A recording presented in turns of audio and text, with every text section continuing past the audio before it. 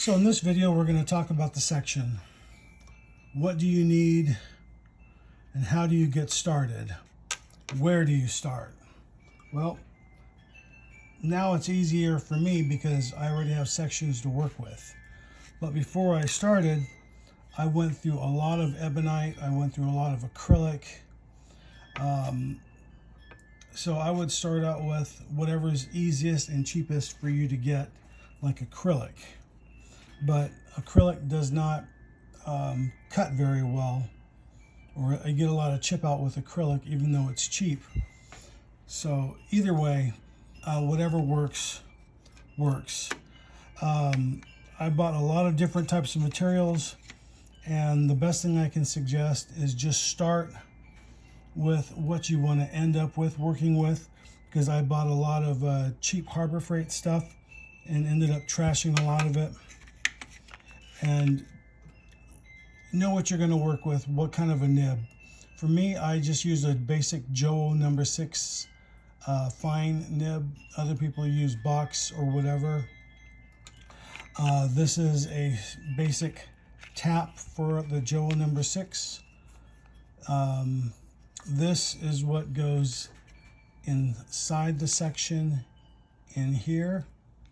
So, and that is for this thread pitch right there. So we'll go into more detail with that in a little bit. You're also going to need,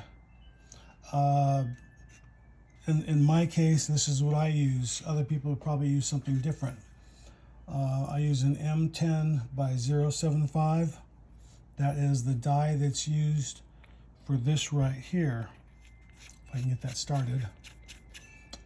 That is what cuts those teeth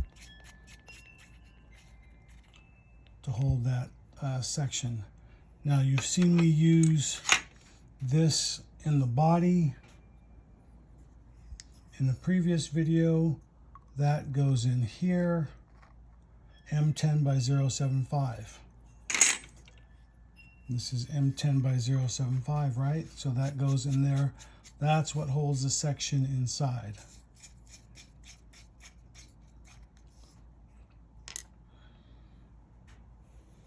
Let's see, what else do we need? You're going to need some sort of a makeshift mandrel. This is just a piece of scrap ebonite, M10 by 0.75. This holds a piece of ebonite inside my jaws. So when I turn this down, I know what I'm working with. So just like before, I would set my die or my calipers to the outside diameter of this to turn this down to, because that's the same size right there. And we'll go ahead and go to the lathe. I have a piece of ebonite here, a little over 2 inches. I need this is probably about a 1/2 inch. I don't need quite a 1/2 inch. I only like to use about 3/8 of an inch right there for that.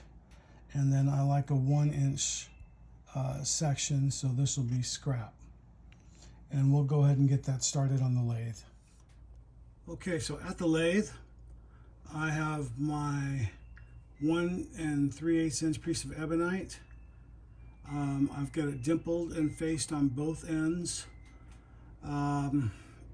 What I like to do first is I like to work from the end that holds the nib. Okay, and then I'll transition. I'm only going to drill out the center part first, and that is a multi-step process. And I like using the 4-jaw chuck for that. Other people like using a collet chuck, but I like using the 4-jaw chuck. Now this is the breakdown of the section. So the first thing I like to start out with before I do any contouring on the outside is I use an 11/32 drill bit right here. Okay, so you can see I've got that marked on my 11/32 drill bit. and I'm only going in at about 1/16 of an inch, and that is to make up for that little step right there. If you look at the section, you can see how that drops down into that little rim. And then the good thing about the brad point bit is it will always maintain that dimple on the inside.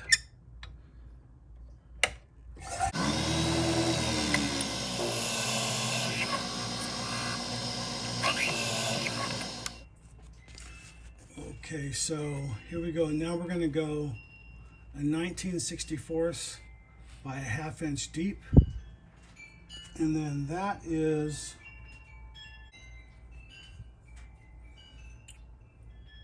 okay, the 1/2 inch is from the end here to where the threads start there. So that's a 1/2 inch. This is 19/64, that body right there.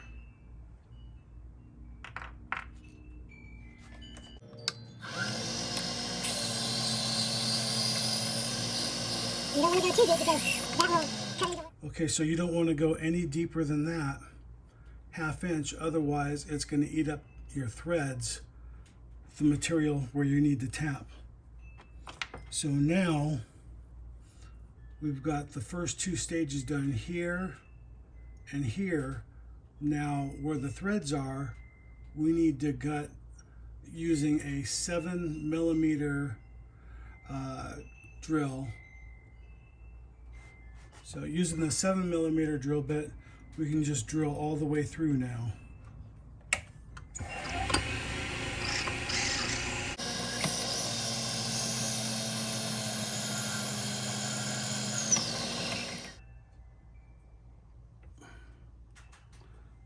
Put a little bit of oil in there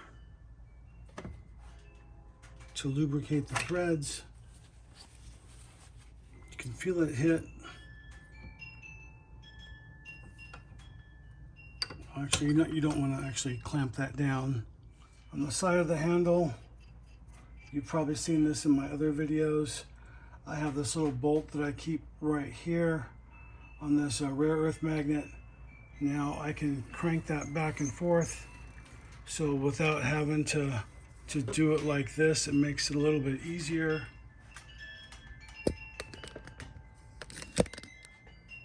Okay, we're going to cut this in half on the bandsaw so you can see what that looks like on the inside.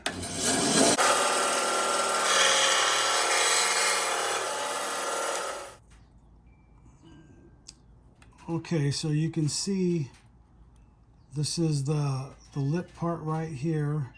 This is the first section here, and then this is the threaded section, how it all goes together, just like that. And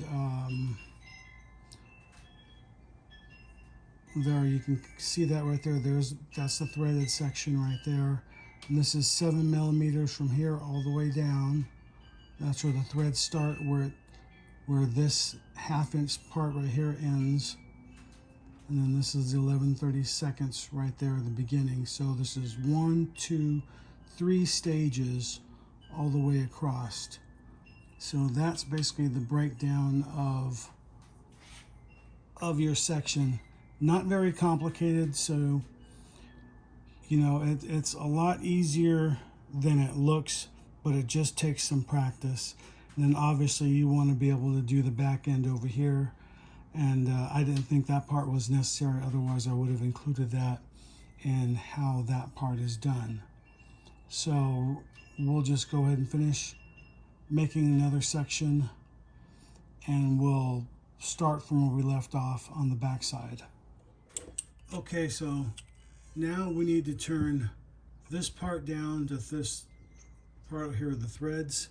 So I have my calipers set to this right here, which is M10 by 0.75, and that I just use that to mark that so that I know where I'm at.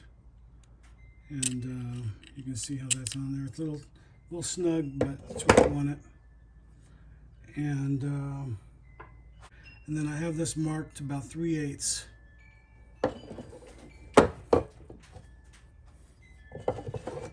So you can't take too much off, just like everything else.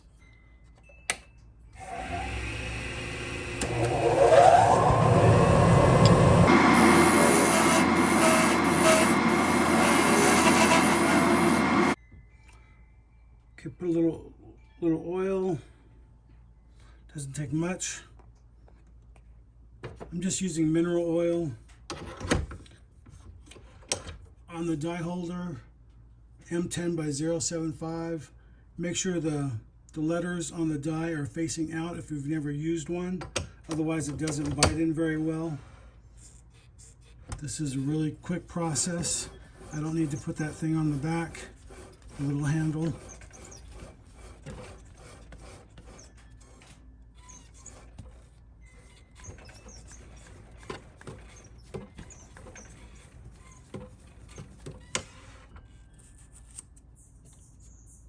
That's it. Okay, and then one of the other features is after you've cut these threads, is I like to tighten this up right here. Just kind of cut down this back section.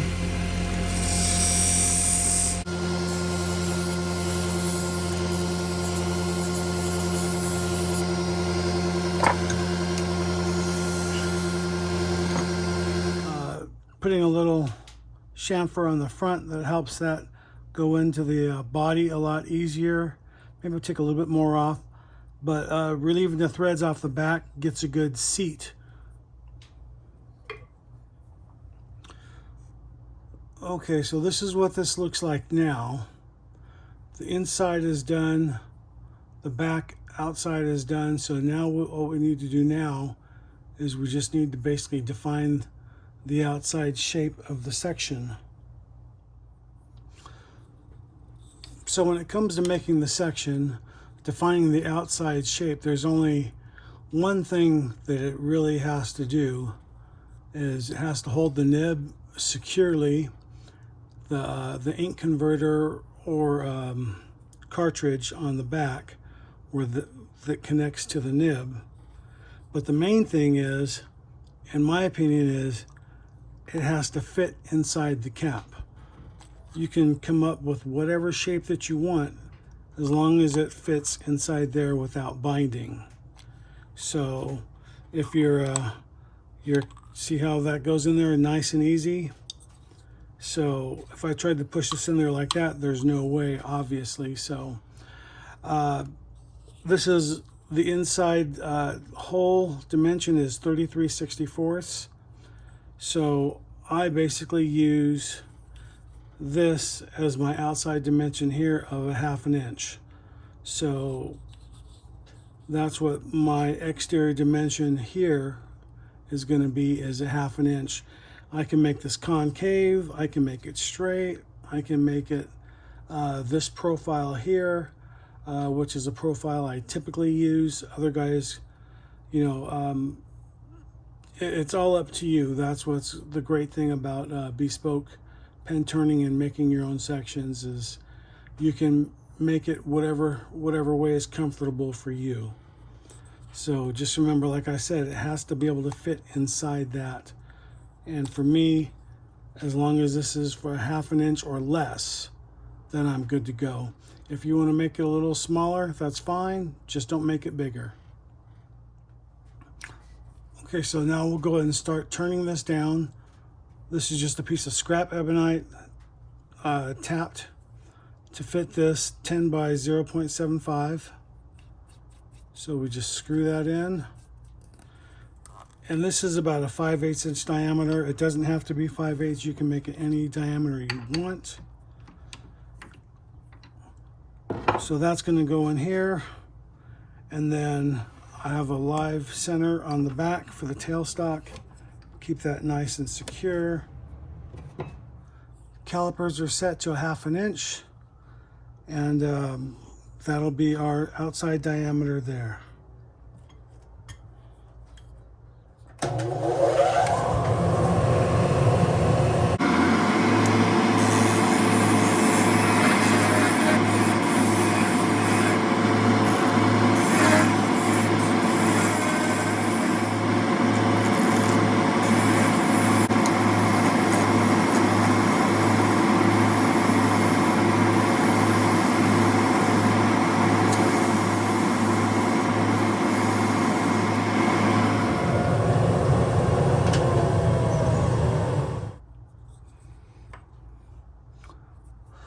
Okay, so this is